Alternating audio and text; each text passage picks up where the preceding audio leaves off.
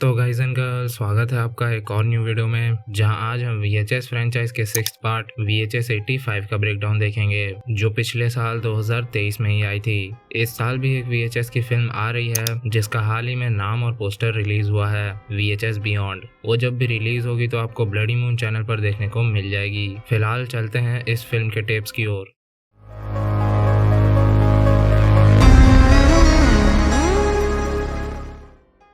पहले और frame tape का नाम है टोटल कॉपी।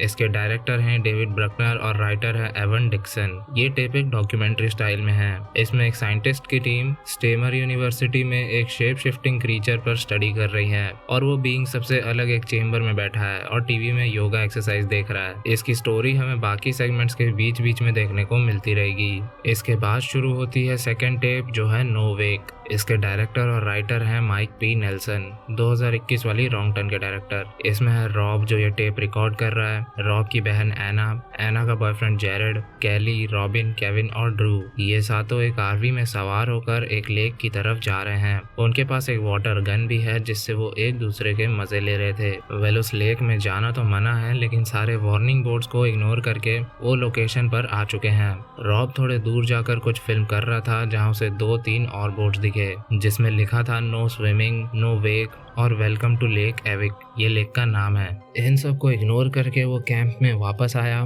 जहां एना और जेरड को छोड़कर सब बोट पर सवार हो गए बारी बारी स्कीइंग करने के लिए। कैली और ड्रू के बाद रॉबिन स्कीइंग करना चाहती थी क्योंकि उसने पहले कभी किया नहीं। 2-3 बार गिरने के बाद जब वो फाइनली सही से करने लगी तभी वो फिर से गिर गई, लेकिन इस बार वो कुछ हलचल कर ही नहीं रही थी। पास गए तो पता चला कि वो मर चुकी है। मरी कैसे? गोली लगने से। और अब उन्हें भी कोई शूट कर रहा था। एक एक करके सबको शूट करके मार दिया गया और अभी तक कोई क्लू नहीं कि मारा किसने या फिर कहां से गोली चल रही है। सबके मर जाने के कुछ देर बाद रॉब अचानक ही उठ गया और धीरे धीरे सब वापस जिंदा हो गए सिवाय केविन के। कैली अपने चेहरे को टच करके भकलासी गई। खैर, वो लैंड पर वापस आए तो उन्होंने देखा कि उनके आरवी पे खून से रोमन नंबर वाला 7 बना हुआ था। लेकिन किसके खून से? एना और जेरेड के खून से। वो दोनों भी मारे जा चुके थे। अपनी बहन की लाश को देखकर रॉब बहुत रोया। वो सोच रहा था कि वो जिंदा हुआ कैसे और क्यों उसकी बहन जिंदा नहीं हो रही। ड्रू इस मामले को समझ गया था। उसने बताया कि जो भी उस पानी में गया था वो सब मरकर जिंदा हो गए, लेकिन एना, जेरेड और केविन कभी पानी में गए ही नहीं थे, इसलिए वो अभी तक मरे हुए हैं। तो इसका मतलब उस पानी में ही कुछ ऐसा है जिससे इस तरह की सिचुएशन क्रिएट हो रही है, इसलिए तो यहाँ आना और स्विमिंग करना मना था। खैर, इनके साथ ऐसा जिसने किया था उससे वो लोग अब बदला लेना चाहते हैं, और बदले से उनका मतलब उसे मारना नहीं बल्कि उनके साथ वही करना है जो उसने इनके साथ किया है। और उसका एक ही तरीका है कि जब वो पानी पर थे तब वहाँ एक कार आई थी जो उसी शूटर की कार थी। उसे इन्होंने तब इग्नोर किया था, लेकिन करना नहीं चाहिए था। खैर, उस कार का नंबर अगर इन्हें पता चल जाए तो वो उस तक पहुंच सकते हैं। नंबर तो इन्हें पता चल ही जाएगा क्योंकि वो कैमरा में रिकॉर्ड हुआ है। लेकिन फिलहाल ये टेप यहीं पर खत्म होती है, पर इसकी आगे की कहानी 5th टेप में पूरी की गई है, तो एंड तक बने रहना। वेल, फर्स्ट स्टेप में हमें बताया गया कि रोरी एक लोकल लड़के को इस जगह पर मिला था। फिर उसे स्टेमर यूनिवर्सिटी लाया गया जहां साइंटिस्ट उस पर स्टडी कंडक्ट कर रहे हैं। उस ऑपरेशन के इंचार्ज थे डॉक्टर स्प्रैटलिंग। साइंटिस्ट की टीम रोरी को एक टीवी दिखाते हैं इस उम्मीद में कि वो ह्यूमन कल्चर के बारे में कुछ सीख और जान सके, क्योंकि उन्हें लगता था कि रोरी देखकर चीजें अडेप्ट करता है। उन्हें उम्मीद है कि रोरी एक दिन कुछ कहेगा और उन्हें उनके ढेर सारे सवालों के जवाब मिलेंगे, जैसे कि वो क्या है, कौन है, कहाँ से आया है और सबसे इम्पोर्टेंट क्या करने आया है। जिसके साथ थर्ड सेगमेंट शुरू हुआ, जो है गॉड ऑफ डेथ। इसकी डायरेक्टर और राइटर हैं जीजी सॉल गिरेरो। इस टेप के एंड में मैं आपको ऐसी बात बताऊंगा जिसे सुनकर आपकी रूह कांप उठेगी। वेल, पहले टेप देख लेते हैं। इसमें चलेगा एक न्यूज जिसे रिकॉर्ड कर रहा है लुइस। सेट पर है लूसिया और ग्राउंड रिपोर्ट देगी खुद टेप की डायरेक्टर गैब्रिएला। न्यूज बताते हुए अचानक ही वहाँ बहुत बड़ा भूकंप आया जिसमें लूसिया का जूस निकल गया। कुछ देर बाद लुइस होश में आया तो उसने खुद को एक मलबे के नीचे दबा पाया। वहाँ 4 लोगों की रेस्क्यू टीम भी आ चुकी थी जिसने सेफली लुइस को बाहर निकाल लिया। उन्हें और कोई मिला नहीं तो वो सब नीचे जाने लगे और बालकनी से उन्हें बाहर की तबाही दिखाई दी। वहाँ फिर से एक और बार भूकंप आया और इस बार वो फिर से सरवाइव कर गए। फिर वो बड़ी मुश्किल से एग्जिट तक पहुंचे जो ब्लॉक हो चुका था। अगर ब्लॉक नहीं भी होता तो अब हो जाता क्योंकि फिर से भूकंप आ गई। इसमें रेस्क्यू टीम का बॉस हेवियर बुरी तरह से घायल हो गया था। उसने उसकी कोवर्कर कार्ला से उसे मार देने को कहा। कार्ला ने उसे उसकी पीड़ा से मुक्त किया। हालांकि वो उसे खुद से मारना नहीं चाहती थी।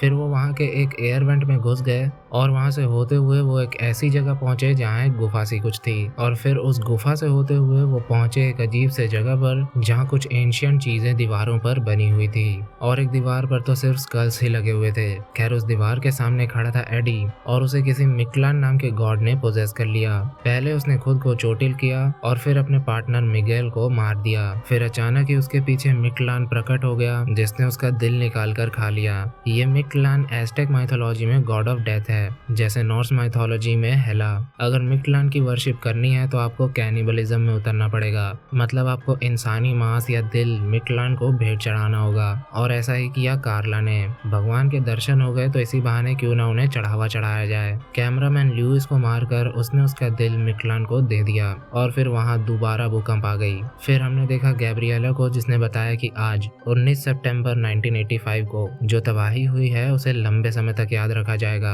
और इसी के साथ थर्ड टेप खत्म हुआ। अब आपको एक चीज बताता हूँ जो बहुत ही ज्यादा टेरिफाइंग है। ये हादसा सच में हुआ था। 19 सितंबर 1985 को सच में मेक्सिको में एक बहुत भयंकर अर्थक्वेक आया था, जिसमें ये मिकलान वगैरह का तो सीन पता नहीं, लेकिन तबाही का मंजर सेम रहा होगा। ये तो बस हमने कुछ गिने चुने लोगों की डेथ देखी, वो भी स्क्रीन पर। जिन्होंने अपने आंखों के सामने हजारों को मरते हुए देखा होगा, उनका क्या हुआ होगा। फर्स्ट स्टेप में अभी तक हमने रोरी को कोई मूवमेंट करता हुआ नहीं देखा था, लेकिन अब वो एक ह्यूमन बॉडी का शेप लेने लगा था। और ये बात हमें एक साइंटिस्ट ने बताई, डॉक्टर सैरा ग्रेसन। सैरा ने स्प्रैटलिंग के साथ रोरी वाले केस पे काम किया था, लेकिन किसी कारणवश उसे बीच में ही क्विट करना पड़ा। उसके मुताबिक रोरी के इस बिहेवियर को देखकर स्प्रैटलिंग को कुछ स्ट्रिक्ट प्रोटोकॉल्स फॉलो करने चाहिए थे।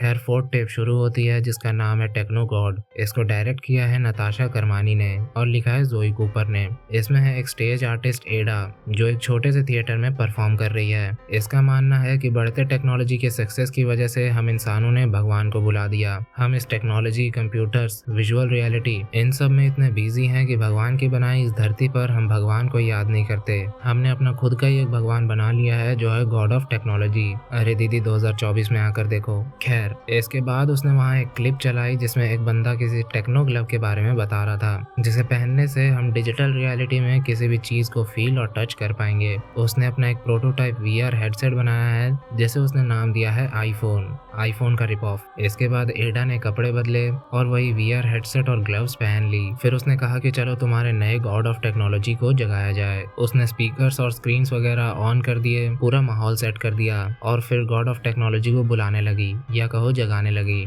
माइक में वो ये कह रही थी,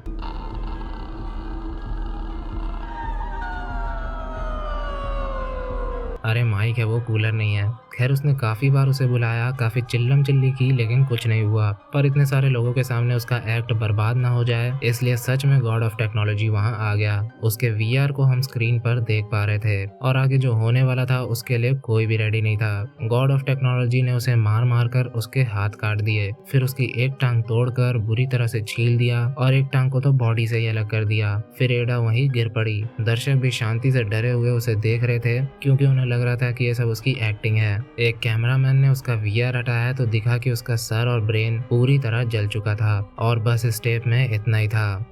इसके बाद हम 1-2 सेकंड्स के लिए रोरी को देख पाए, जिसके ऑक्टोपस जैसे टेंटिकल्स निकल आए थे, जिसको साइंटिस्ट ने नाम दिया था फीलर। इसके बाद 5th टेप शुरू हुआ, जिसका नाम है एम्ब्रोजिया। ये सेगमेंट 2nd टेप के आगे की कहानी है, लेकिन इसमें किसी और का पॉइंट ऑफ व्यू दिखाया गया है, इसलिए नाम अलग है, बाकी मेकर सेम ही है। इसमें एक फैमिली है जो एक बर्थडे सेलिब्रेट करने इकट्ठा हुए हैं। चाचा, ताऊ, मामा, फूफा सब आ रखे हैं इधर। बर्थडे है रूथ का, और इसकी भोली शक्ल पर मत जाना। इसका एक इंट्रोवर्ट और शांत सा कजन है जेम्स, जो इस बर्थडे को फिल्म कर रहा है। रूथ और जेम्स बाहर सबसे मिलजुल रहे थे कि तभी रूथ के कजन ने उस पे चलाई वही वाटर गन। उसने पूछा कि ये गन तो बड़ा सही सा है, तुझे कहाँ से मिला? उस बच्चे ने बताया कि ये मुझे उस RV वाली लेडी ने दिया है। इसे इग्नोर करके वो सब अंदर आ गए। शाम तक काफी सारे रिलेटिव्स जा चुके थे, और अब हमें बताया गया कि यहाँ असल में क्या सेलिब्रेट किया जा रहा है। बर्थडे तो था ही, लेकिन उसके साथ कुछ और भी था। उनके फैमिली की एक जन्मों पुरानी परंपरा है कि कोई भी फैमिली मेंबर जब एक सर्टेन एज का हो जाता है तो उसे 7 लोगों को मारना पड़ता है और उन 7 लोगों की लाइफ इनके फैमिली को शक्ति, सम्मान, तरक्की और गर्व जैसी चीजें लाकर देती है। इसके बाद उसने एक वीडियो चलाई जिसमें उसने खुद 7 लोगों की जान ली थी और वो 7 लोग कौन है वो आप जानते ही हो, वही सेकंड सेगमेंट वाला ग्रुप। मतलब देखा,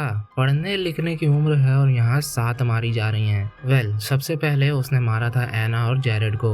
इसके बाद का हम सीन देख पाते उससे पहले ही वहाँ आ गई पुलिस, लेकिन इससे वो घबराए नहीं क्योंकि वो इस पल के लिए असला बारूद लेकर रेडी बैठे थे। रूथ की माँ ने कहा कि मर जाना लेकिन पुलिस के हाथ मत आना वरना फैमिली पर लांछन लगेगा। अरे यार, किस हद तक ब्रेन वॉश्ड हैं ये लोग। खैर, पुलिस ने वहाँ घुसकर सबको मारना शुरू कर दिया। जेम्स के अंदर किसी को मारने की हिम्मत नहीं थी, इसलिए रूथ ने उसे मार डाला। इसके बाद ऑफिसर्स ने रूथ को भी ठोक दिया। फिर एक डॉक्टर उसे चेक करने आई तो रूथ अचानक ही उठ गई और उसने डॉक्टर को ठोक डाला। वो सोच रही थी कि वो जिंदा कैसे है। खैर, पुलिस उसे लेकर जाए इससे पहले उसने खुद को उड़ा दिया, लेकिन वो मरी ही नहीं। आखिर में पुलिस उसे उठाकर ले गई। लास्ट में हमने देखा कि रॉबिन उसी लेक के मैजिक वाटर को गन में भर रही थी और इसी के साथ हुई फर्स्ट और 5th टेप खत्म। रूथ ने अपनी फैमिली ट्रेडिशन के लिए 7 लोगों की जान ली, लेकिन उनमें से 5 लोग उस पानी की वजह से मरे ही नहीं। इसलिए उन्होंने बदला लेने का सोचा और समहाउ उस मैजिक वाटर को रूथ के कांटेक्ट में लाए और इस तरह रूथ को उसके किए की सजा मिल गई।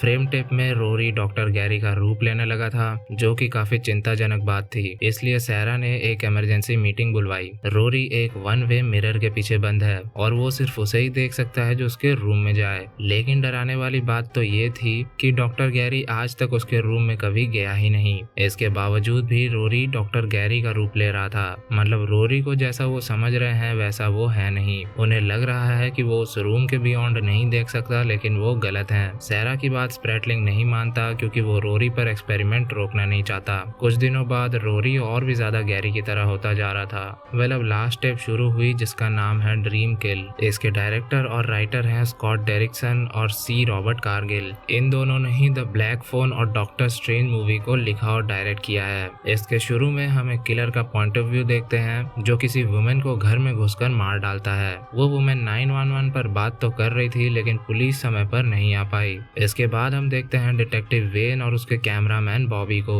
वेन ने उस एक्सीडेंट को देखकर कहा कि उसने तो ये सेम किल एक टेप में देखी थी, वो भी पिछले हफ्ते। वो सोच रहा था कि आखिर ऐसे कैसे हो सकता है, जो कुछ घंटे पहले ही मरा हो उसकी मौत की वीडियो उसने 1 हफ्ते पहले कैसे देख ली और वो टेप उसे पोस्ट मेल से रिसीव हुआ था। वेल, इसके बाद हमने एक और किल देखा जिसमें किलर एक घर में घुसकर एक बंदे को पटक पटक कर एक इलेक्ट्रिक नाइफ से बहुत ही ब्रूटली काट पीट कर मार दिया। डिटेक्टिव वेन और बॉबी वहां भी पहुंचे और वेन ने कहा कि उसने ये किल भी देख रखी है। फिर से उसके पास कोई टेप आया था जिसमें ये सेम इंसिडेंट दिखाया गया था। अब उन्हें मामले की जड़ तक जाना था, इसलिए उन्होंने मेल पोस्ट वाली सर्वेलेंस फुटेज चेक करी और वहां पहुंच गए। वहां जब कोई मेल डालने आया तब उन्होंने उसे दबोच लिया और पता चला कि ये कैमरामैन बॉबी का लड़का गंथर है। उसे इन्वेस्टिगेशन के लिए पुलिस स्टेशन लाया गया। वहां उसने बताया कि पिछले साल उन्होंने एक कैमरा खरीदा था जो कुछ समय तक तो सही चला, लेकिन फिर उसके स्क्रीन पर अजीब चीजें चलने लगी और ठीक वैसे ही सपने गंथर को आते थे। उसे इन मर्डर्स के सपने भी आते थे जो अपने आप एक टेप में रिकॉर्ड हो जाते थे, इसलिए वो उन टेप्स को डिटेक्टिव के पास भेज देता था। वेन को उसकी सारी बातें झूठ लगी, लेकिन बॉबी ने उसे समझाया और बताया कि गंथर सच कह रहा है। ये साइकिक एबिलिटी उसके फैमिली में बहुत से मेंबर्स को है। उसकी बहन ने तो इन सारे सपनों से तंग आकर खुद की जान ही ले ली थी। बॉबी की बात सुनकर वेन थोड़ा सा कन्विंस लग रहा था कि तभी वहां आ गई एक और मर्डर टेप। ये भी गंथर का ही भेजा हुआ है। इसमें किलर ने घर में घुसकर फिर से एक वुमन का मर्डर कर दिया। उन्होंने टेप में से घर का एड्रेस देखा और कैमरा किट लेकर वहीं पहुंच गए। वहां पर वेन ने बॉबी से कहा कि मैं जानता हूं किलर कौन है और वो और कोई नहीं बल्कि बॉबी ही था। डिटेक्टिव को पहली विक्टिम के घर से बॉबी के अगेंस्ट लॉ सूट फाइल करने के कॉपीज मिले थे और पहली विक्टिम और इस घर वाली वुमेन, इन दोनों को बॉबी सेक्सुअली असॉल्ट और स्टॉक करता था। इसलिए इन दोनों ने बॉबी के अगेंस्ट एक लॉयर हायर किया जिसे बॉबी ने दूसरे टेप में ही मार दिया था। वेन उसे कन्फेस करने को कह रहा था ताकि वो उसकी हेल्प कर सके, लेकिन उसने वेन की खोपड़ी खोली और फिर घर का दरवाजा खोला। अमीन अपनी आखिरी विक्टिम को लपेटने गया और ये सब गंथर कैमरा में देख रहा था क्योंकि उसमें उसका सपना प्ले हो रहा था। खैर, बहुत ही जल्द बॉबी पुलिस स्टेशन पहुंच गया जहां वो गंथर को मारने ही वाला था, लेकिन गंथर को मालूम था कि वो एंड में नहीं मरता। उसे पता था इसका अंजाम क्या होगा। वहाँ और भी पुलिस ऑफिसर्स आए जिनको बॉबी ने आराम से मार गिराया और इसका फायदा उठाकर गंथर ने बॉबी को ठोक दिया। बस यहीं पे ये टेप खत्म हो गई। फ्रेम टेप में वापस आते हैं। स्प्रैटलिंग को लग रहा था कि रोरी बीमार है क्योंकि वो कुछ दिनों से कोई हरकत नहीं कर रहा था और बस सोफे पर लेटा पड़ा था। सैरा ऐसा नहीं मानती थी। उसका मानना है कि अगर रोरी उतना इंटेलिजेंट है जितना स्प्रैटलिंग उसे समझता है तो पक्का रोरी उन्हें मैनिपुलेट कर रहा है और चाह रहा है कि उसे फ्री कर दिया जाए। पर हम जानते हैं कि स्प्रैटलिंग को कद्दू नहीं फर्क पड़ता, इसलिए सैरा ने ठीक यहीं पर उस ऑपरेशन को क्विट कर दिया। इसके बाद स्प्रैटलिंग ने गैरी को रोरी के पास भेजा इंजेक्शन लगाने के लिए, लेकिन रोरी ने गैरी के हाथ को एक फीलर से जकड़ लिया। स्प्रैटलिंग और डॉक्टर पोर्टर उसे बाहर निकालने गए, लेकिन रोरी ने गैरी को अंदर खींचकर मार दिया और सेम यही हुआ डॉक्टर पोर्टर के साथ। इसे देखकर स्प्रैटलिंग और कैमरामैन भागे, लेकिन स्प्रैटलिंग के हाथ में खून लगा था जिसकी वजह से दरवाजे का लॉक खुला नहीं। रोरी ने अपना एक फीलर एक्सटेंड करके दोनों को मार डाला। फिर उसने कैमरामैन की लाश को खींचकर अपने रूम के बाहर लाया और हम देख पाए कि वो एक एलियन की तरह दिख रहा है और अपने फीलर से वो गैरी और पोर्टर को वही एक्सरसाइज करवा रहा था जो वो टीवी में देख रहा था। ये तो इनके ही मजे ले गया। खैर, इसी के साथ ये टेप और फिल्म यहीं पर खत्म हुए। तो ये था VHS के 6th और लेटेस्ट पार्ट VHS 85 का एक्सप्लेनेशन। उम्मीद है आपको पसंद आया होगा। आया है तो सब्सक्राइब कर देना क्योंकि इसका अगला पार्ट इसी साल आने वाला है जिसे आप बिल्कुल भी मिस नहीं करना चाहोगे। लेकिन तब तक के लिए आप इसके पिछले पार्ट्स एंजॉय कर सकते हो जिसका लिंक आपको नीचे डिस्क्रिप्शन में मिल रहा होगा। और बाकी मैं आपसे किसी न्यू वीडियो में मिलूंगा। तब तक के लिए बाय बाय।